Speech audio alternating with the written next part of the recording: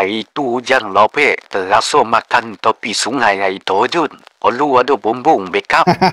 Okey lah, untung. Tak payah nak pergi joram tui lah, ulu bondu lah.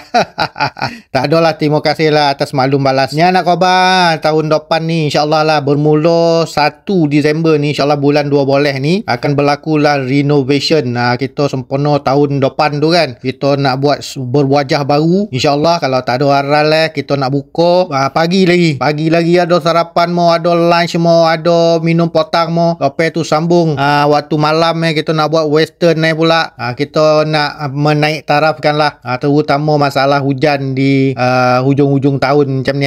Jadi terima kasih sahabat support kami, terima kasih beri maklum balas. Kita akan bermula renovation kita kalau tak ada aral bulan 2 boleh ni, dan tahun depan berwajah barulah Nilai Impian Station.